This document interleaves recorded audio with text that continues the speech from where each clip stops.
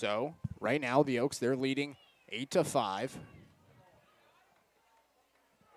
Rickerman, he's on the mound.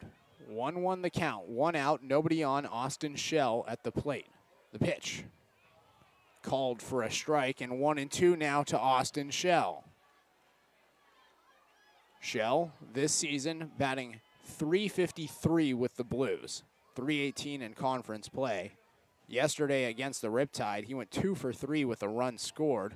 Was also hit by a pitch twice. The 1-2. Check swing. Did he go? Did not go. So the count even, 2-2 to Austin Shell after he held up on the check swing. The first base umpire said he did not go. 1 out, and Rickerman on the mound. 3-run game. The 2-2. Shell rips this one high and deep to left field. That one just trailed way too foul, but that was a rocket off the bat. Shell, he pinch hit for Martinez, and you called one earlier where you wanted to see the exit velocity on that one. I want to see the exit velocity on that. Yeah, that was hit hard.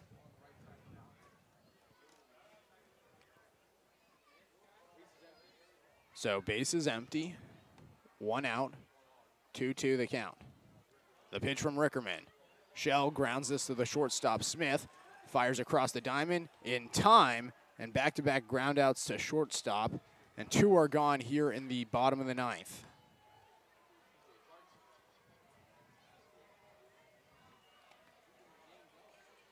Up to the plate now is TJ Clarkson, the first baseman. The Oaks, they have 1 more out before they win here in San Luis Obispo. The Blues, they still have an out to work with.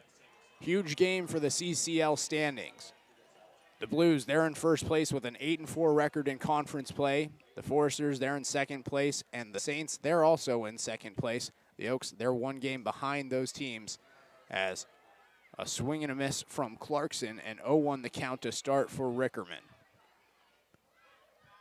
If the Oaks win, they'd be tied for second place. It's a huge game. They're trying to battle back and be one of the top 3 teams in the CCL South to make the playoffs. Check swing from Clarkson, and now the Blues are down to their final strike. 0-2 the count to TJ Clarkson. And Rickerman, he's trying to pick up another save on the season. He's been the trusted guy for the Oaks on the year, and now he's 1 strike away from doing so. Rickerman has 3 saves on the year. Looking for his 4th save. Has picked up 3 straight saves in his last 3 performances. The 0-2 pitch. This one skied foul right back towards the booth and over our heads. We're going to have to do the 0-2 again. Blues still down to their final strike.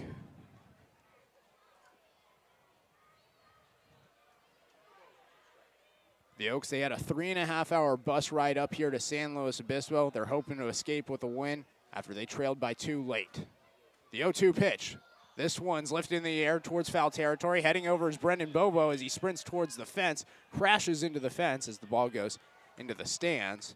Another foul by Clarkson. The 5th pitch of the at-bat coming up with an 0-2 count. And Brendan Bobo was going to go full head of steam into the fence. He might have broken down the fence. As he didn't want to stop. The dugout let him know that the fence was coming. That's the only reason why why there isn't a Brendan Bobo-shaped hole in the fence. Be kind of crazy if there was a Brendan Bobo-shaped hole. I wouldn't be surprised. The 0-2. This one's ground to the right side. Sulak, the second baseman, picks it up, throws to first. The game is over. The Oaks, they win. It's 8-5 victory here in San Luis Obispo. And the players, they're celebrating on the field.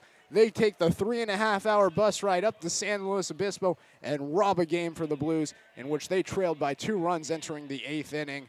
And man, what a game. Absolutely what a game, and the pitching has to get a big nod.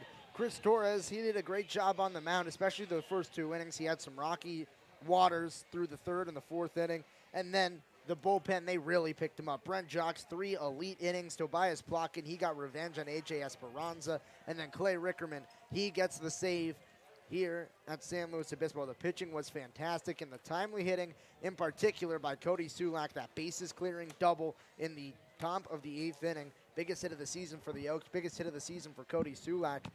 And I think that's going to be what makes him the player of the game. Yeah, Cody Sulak has to be the player of the game after that bases clearing double. It was 4-5, and then he cleared the bases, made it 7-5. The Oaks, they tagged on another run in the top of the ninth on a Scott Radinsky RBI single.